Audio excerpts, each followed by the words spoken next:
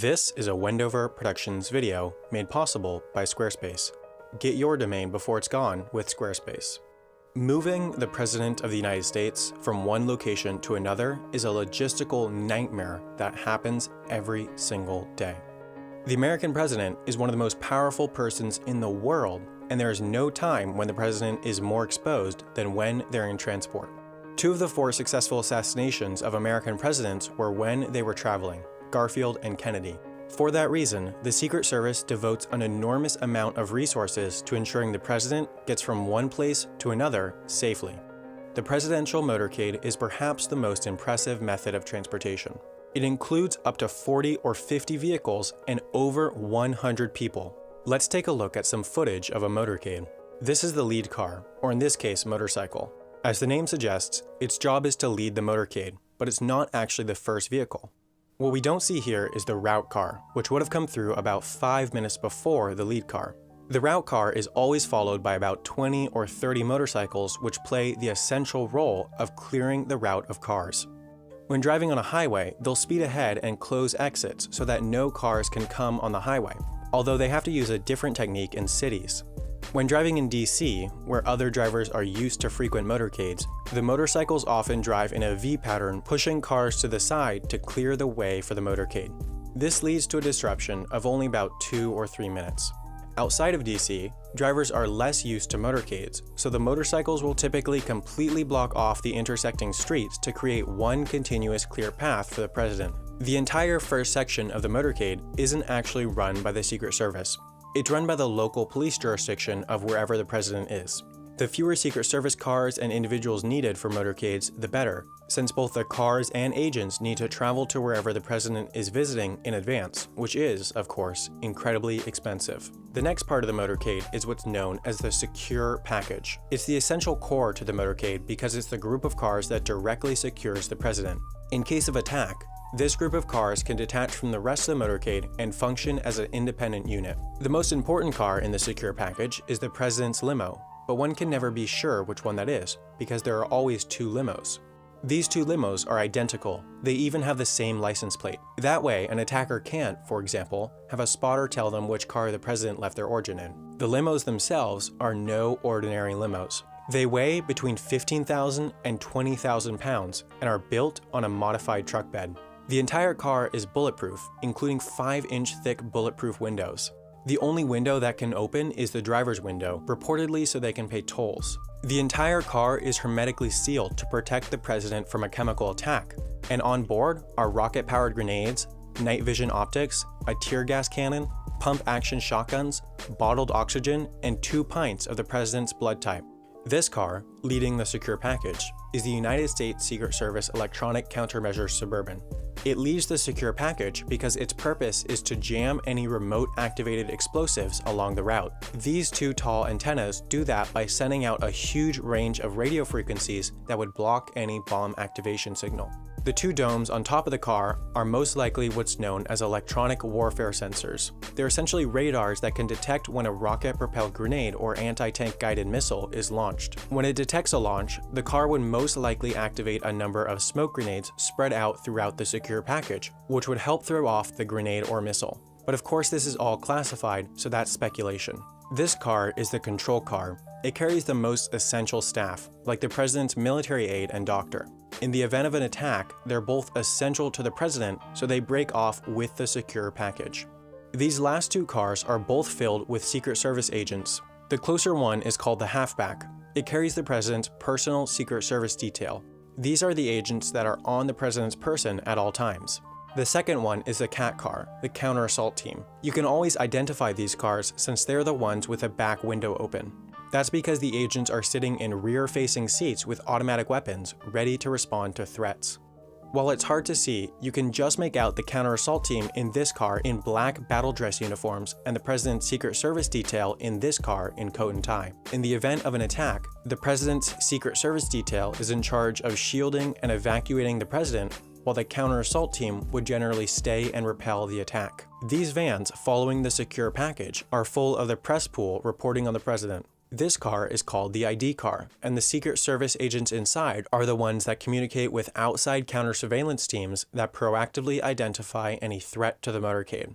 This black truck is the Hazardous Materials Mitigation Unit. It has equipment and personnel who can identify and respond to chemical, nuclear, or biological attacks on the motorcade. Continuing on, you can see more press vans.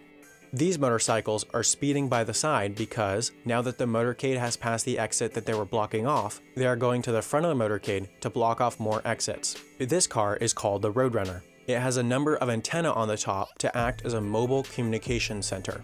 It connects the motorcade to the outside world through satellite and internet communication systems. Following this is a generic ambulance in case of injury to any person in the motorcade. Like the police officers at the front of the motorcade, this ambulance just comes from the local fire department of wherever the president is. This last Secret Service car is the support car, which carries more Secret Service agents and the essential staff members. Lastly, these 3 police cars are there to make sure that, now that the exits are open again, no car speeds up and enters the motorcade from behind. It's important to note that this is just the standard motorcade configuration. It often changes based on the environment. When President Obama visited Iraq in 2009, for example, his motorcade looked like this. Military Humvees led a convoy of identical Suburbans, one of which carried the president. On top of the cars were more powerful versions of the anti-RPG antenna found on the normal electronic countermeasures Suburban.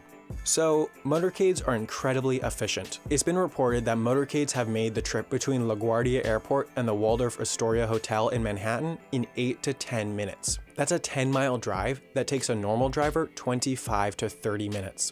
Although the safest motorcade is still no motorcade, since it's the most exposed the president ever is. So the Secret Service will typically only use motorcades for trips up to 30 minutes long. Motorcades are also incredibly logistically difficult and expensive. So whenever possible, the president will travel on Marine One.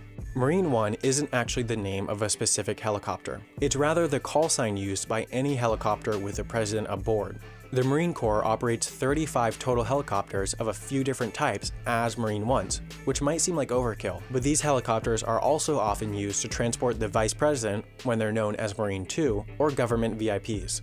While Marine One is occasionally used to transport the president from point to point, its most frequent mission is to bring the president from the White House to Andrews Air Force Base. The president's planes are based at Andrews Air Force Base, so this 12-mile trip is how the president starts and finishes any long-distance trip. Much like the president's limo, Marine One never flies alone. Right after takeoff, it's met by as many as 5 other identical helicopters which shuffle positions in flight to throw off potential attackers. Air Force One is also not a particular aircraft, but rather the call sign used whenever the president is aboard an Air Force aircraft. Typically, the role is served by one of 2 modified Boeing 747s. To give you a sense of how efficient this entire transport system is, let's time a trip from the White House to the UN headquarters in New York. The 12-mile flight to Andrews Air Force Base takes about 8 minutes on Marine One. Then, upon arrival, the president steps on board Air Force One. The president is always the last person to step on Air Force One. So the second he is there, the door closes and the aircraft taxis for takeoff. That means there's about 5 minutes between touchdown of Marine One and takeoff of Air Force One. From there, it's about a 30-minute flight to JFK Airport in New York, followed by a 7-minute trip on Marine One to downtown Manhattan Heliport. Then a 6-minute motorcade up FDR Drive to the United Nations. That means that, if everything goes perfectly, including transfer times, it will take almost exactly 1 hour for the president to go from stepping out of the White House to stepping inside the United Nations. And what is the cost of this hour-long trip? Well, it's public information that Air Force One costs an estimated $206,337 per flight hour. So this half-hour flight costs $103,169. But of course we need to include Marine One. Marine One by itself is actually fairly inexpensive to operate. While we don't know its exact operating cost, one of the helicopters often used as Marine One is the Sikorsky UH-60 Blackhawk, which costs $2,199 per flight hour. But of course Marine One always flies in formation with up to 5 other helicopters. Per helicopter, a quarter hour of flight time costs $530 or $3,180 total. The motorcade's cost for the short trip is fairly minuscule, so we'll leave it out for simplicity. But the helicopters and cars need to get to New York, and this is done by loading them up on a C-5 Galaxy cargo plane, which costs $100,941 per flight hour, or $50,471 for the half-hour-long trip to New York. Altogether, that's $156,820 for the hour-long trip to New York, or $2,614 per minute. And keep in mind that the president needs to travel back too. Ultimately, transportation of the president costs the American taxpayer about $350 million per year, roughly 1/4 of the $1.4 billion yearly White House budget. This is certainly a steep price, but many would argue that it's a small price to pay to keep the most powerful person in the world safe. This video was brought to you by Squarespace. As you probably know, I'm a big fan of Squarespace. I've used them for years for a few different websites, including the official Wendover Productions site. Not only do they have the best website builder out there, they're also the simplest and fastest company to buy a domain through. To prove that, I decided to buy a new domain, wendoverproductions.net. As you can see here, it took me exactly 60 seconds and $20, and now you can reach my site at wendoverproductions.com and .net. If you ever want to start a YouTube channel, a business, anything, you should register a domain now. I never had a problem because I bought wendoverproductions.com through Squarespace when the channel was still small, but there are tons of horror stories of people who start a business, become successful, and then have to pay thousands to buy the domain from someone who snatches it up before they do. Most of the domains on Squarespace are only $20. That's the cost of 1/3 of a second on Air Force One. And by using the link squarespace.com/Wendover and the code Wendover, you'll get 10% off your first order and help support the channel.